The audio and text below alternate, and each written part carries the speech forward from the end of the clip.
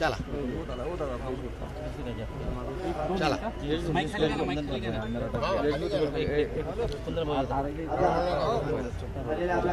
Nitesh sir role एक minute Nitesh sir तुम्ही जो सांगितलं तर वक्फ बोर्डवर जे संपूर्ण केलं की काही दिवसातच हा रद्द होईल अशी मंत्रिमंडळात चर्चा आहे. नेमकं काय नेमकं राज्यसभामध्ये या संबंधीची चर्चा सुरू झालेली आहे. आमच्या भारतीय जनता पक्षाच्या एका खासदारांनी त्या बाबतीची प्रस्ताव राज्यसभेमध्ये मांडलेला आहे.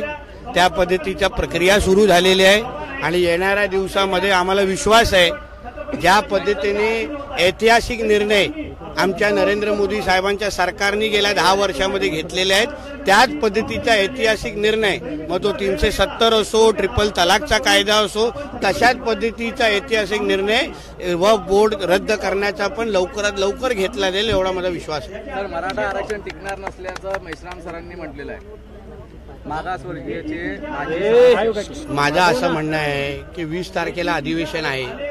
अहवाल मध्ये नेमकं काय आहे हे एकदा ऐकल्यानंतर बघितल्यानंतर मग आम्ही जे ऐकतोय की समाजामध्ये असलेल्या काही सखोल चौकशी आणि माहिती घेतल्यानंतर तो अहवाल तयार झालेला आहे.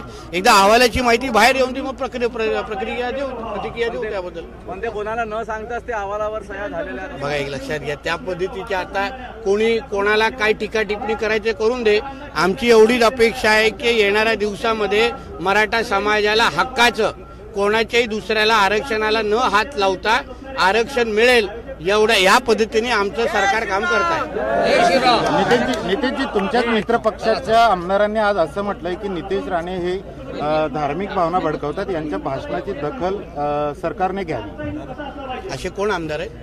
अमोल मिटकर यांनी म्हटलं आहे की आज तुम्ही आणि ओवेसी दोनची सभा आहे, प्रक्षोभन भाषण करू नये गृहमंत्र्यांची दखल घ्यावी. हे जे म्हणतोय ना आपला अमोल त्याला सांग मला फोन करून जरा हे सांग मीडियामध्ये बोलायचं कमी कर.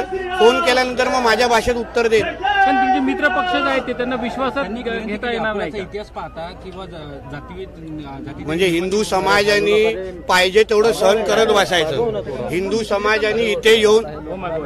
समाजाने इथे येऊन त्यांच्या हक्काच्या जागे बळजबरीने घेत असतील तर ते सहन करायचं. त्या टिप्याची लाल करत बसायचं ते सहन करायचं आणि तरीही कोणी हिंदूंची बाजू घ्यायची नाही. म्हणजे मुळामध्ये जे हिंदू आहेत हे जे कोण अमोल मिटकरे ते पण पहिले हिंदू आहेत, मग आमदार आहेत, मग राष्ट्रवादीच्या कार्यकर्ता आहे. म्हणून पहिले हिंदू म्हणून हिंदूंची अगर बाजू आपण घ्यायला सुरू केली ना मग हे हिरवे जास्त वळवळणार नाही. पण तुमच्या मित्रपक्षांना तुम्ही विश्वासात कसं घेणार? अरे बाबा हिंदू मुस्लिम एकत्र आहे ना मग आमच्या त्या शाहू कुटुंबियाला का बाहेर काढलं? त्याला घेऊन जाऊन बाजूबाजू जरा बघायला सांग त्याच्या अकोल्यामध्ये काय चाललंय. नुसतं एका घरामध्ये बसून पिटपिट करण्याचं काम कमी कर. माझा जुना माणूस आहे, मी सांगतो त्याला, तो काही नवीन नाही माझ्यासाठी, चेक दिलाय त्याला.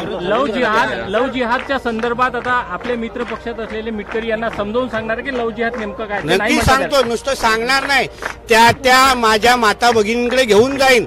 एक लक्षात घ्या हिंदू समाजावर जे होणारं जे आक्रमण आहे ते थांबवण्यासाठी प्रत्येक हिंदूंनी आवाज उचलला पाहिजे. माझं म्हणणं अमोल मिटकरींनी पण याच्याबद्दल आवाज उचलला पाहिजे तरच हिंदू समाजावर होणारा हा अत्याचार थांबणार.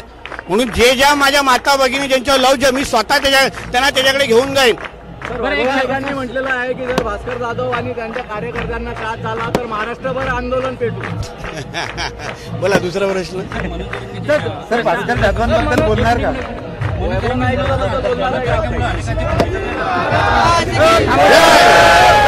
चला